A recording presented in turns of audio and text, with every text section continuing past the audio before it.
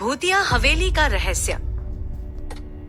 गांव के बाहर एक सुनसान रास्ते पर एक पुरानी हवेली खड़ी थी। लोग कहते थे कि वहां अजीब घटनाएं होती हैं।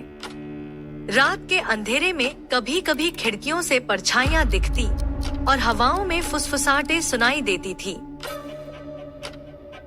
रवि, जो कि भूत प्रेत की कहानियों पर यकीन नहीं करता था, अपने दोस्तों के साथ उस हवेली को देखने चल पड़ा।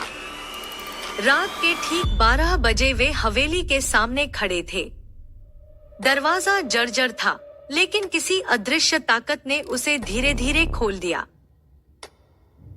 हवेली के अंदर घुसते ही ठंडी हवा का झोंका महसूस हुआ।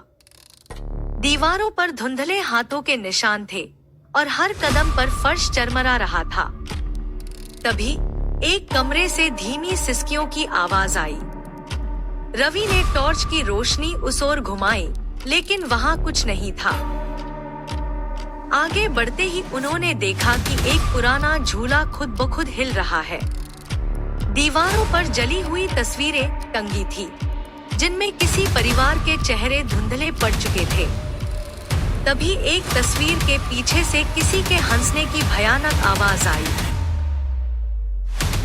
डर के मारे रवि और उसके दोस्त भागने लगे, लेकिन जैसे ही वे दरवाजे तक पहुंचे, वह जोर से बंद हो गया।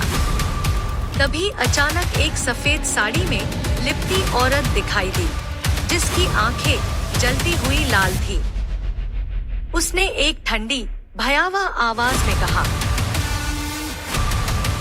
तुमने मेरी नींद तोड़ी है, अब चैन से सो नहीं पाओगे।